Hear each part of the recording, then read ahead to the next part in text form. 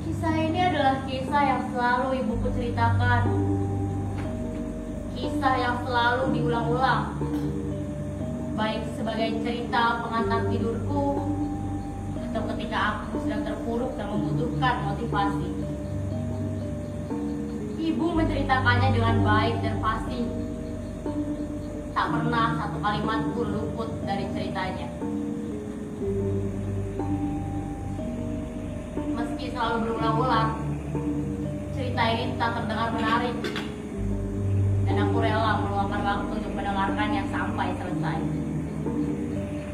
Ya, sungguh cerita yang tak pernah bosan ibu ceritakan, dan cerita yang tak pernah pula bosan aku dengarkan. Cerita tentang kampung kami, Kampung Muara Karuhun. Konon kampung kami memiliki kisah sendiri. Kisah yang selalu diceritakan para ibu kepada anaknya secara turun-temurun. Cerita sebagai bunga sebelum tidur, atau cerita di waktu-waktu tertentu. Cerita dari para leluhur kami yang harus terus kami jaga dan kami rawat. Siapa yang tak kenal dengan Muara Karuhun? Sebuah kampung dengan segudang ajaran hidup. Ajaran untuk menjalankan kehidupan di dunia menuju ke akhirat. Salah satu ajaran yang paling terkenal adalah ajaran hidup Kudu Hade. Ajaran yang menjadi dasar dan fondasi kami warga Muara Karuhun dalam menjalankan kehidupan di dunia.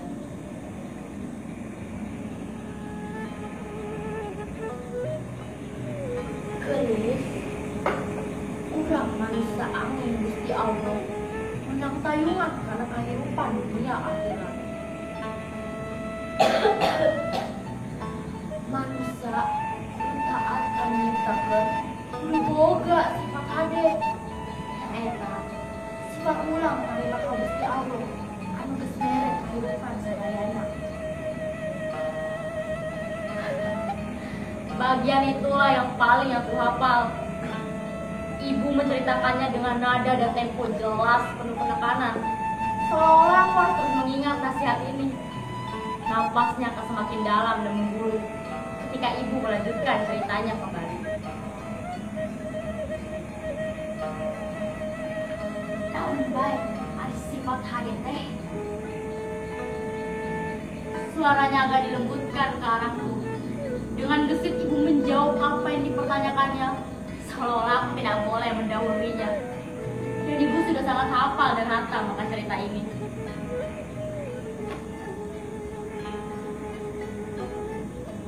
Kudu hade ka pangeran, kudu hade ka nabina, kudu hade ka ulamana, kudu hade ka sahabatna, kudu hade ka kolotna, kudu hade ka sasamana, kudu hade ka atasanna, kudu hade ku bawahanna, jeung kudu hade kana lingkungan alam semesta yang aya di darat, cai, jeung di awing awang. Kata ibu dengan suara khasnya membuat aku tak pernah lupa akan nasihat ini. Ya, begitulah Muara Karuhun, dikenalkan ajaran-ajaran baik dan perilaku para penduduknya. Tentu saja hal ini bermuara dari para leluhur kami. Ya, leluhur kami. Perlu yang teman-teman ketahui, Muara Karuhun dibangun oleh sepasang suami istri, Aki dan Ni. Dibangun dengan penuh cinta, dibangun dengan niat kebaikan untuk melestarikan alam, dibangun dengan keikhlasan restu alam dari Tuhan.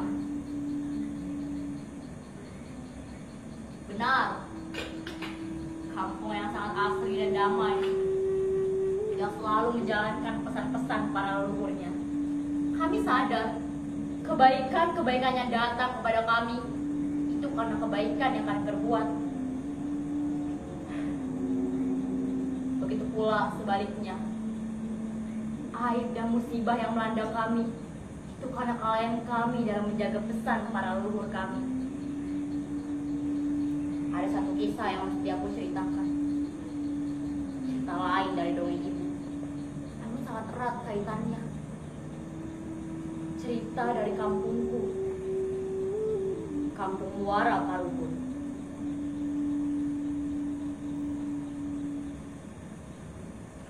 Saat itu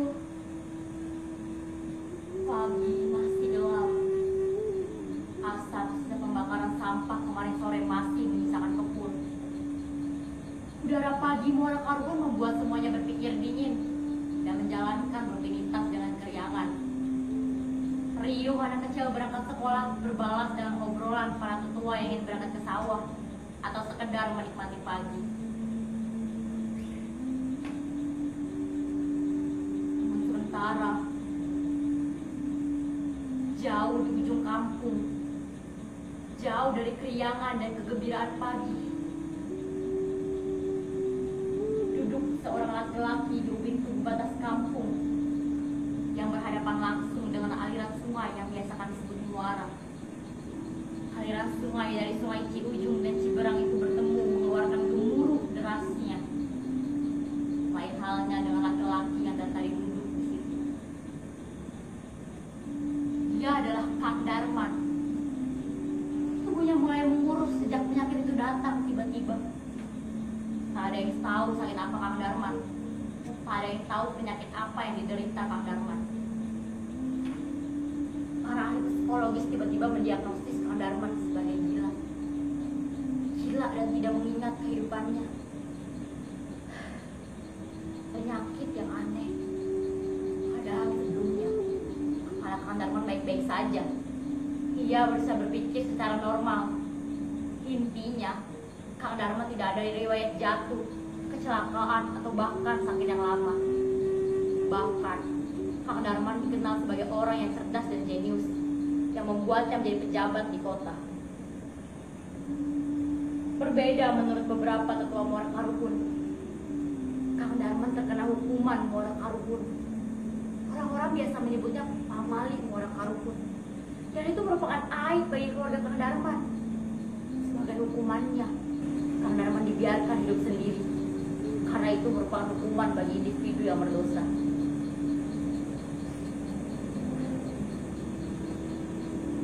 Siapa yang tak kenal dengan Kang Darman? Salah satu keturunan Muara Karukun yang memiliki kecerdasan berlebih. Kang Darman sekolah dan diterima di sekolah-sekolah favorit.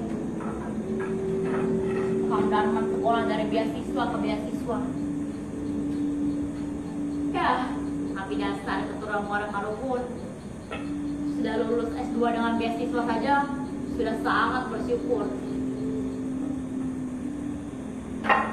Dan kini saatnya Kang Darman membalas kebaikan Muara Karukun yang menjadikannya cerdas dan pintar. Dengan cepat dan kepercayaan publik, Kang Darman berhasil menjadi bupati. Kebijakannya merakyat. Bahkan 2 tahun terakhir ini mulai terasa pembangunan di daerah, termaksud Muara Karukun. Jalanan licin, gedung-gedung sekolah bagus, masjid-masjid berdiri kokoh, pelayanan masyarakat lancar. Semuanya serba mudah dan gampang. Semuanya mengakui berkat kerja Kang Darman. Aku, sebagai keturunan Muara Karukun, merasa sangat bangga. Seolah-olah aku mengawal kerja Kang Darman siang dan malam untuk membangun daerah kami.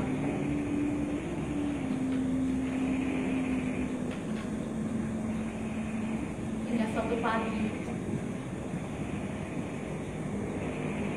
yang dingin sekali, dikejutkan oleh berita penangkapan seorang pejabat oleh olah tangkap tangan KPK di sebuah hotel di ibu kota. Pejabat yang kami kenal, yang wajahnya sangat akrab, yang tadi disangka-sangka adalah keturunan Muara Karukun. Benar, dia adalah Kang Darman. KPK memberatkan Kang Darman banyak korupsi. Semuanya Kang Darman korupsi. Pembangunan jalan Kang Darman korupsi. Pembangunan masjid dikorupsi. Pembangunan sekolah dikorupsi. Pembangunan MCK dikorupsi. Lebih yang memalukan dan menyedihkan, Kang Darman ikut korupsi dalam pengadaan Al-Quran. Kang Darman, urusan agama dan Gusti Allah saja kamu korupsi. Keterlaluan Kang. Eling. Sementara Kang Darman dibawa dan ditahan KPK, dirinya menunjukkan gelagat yang aneh. Ia seperti melihat hal yang belum pernah ia lihat sebelumnya.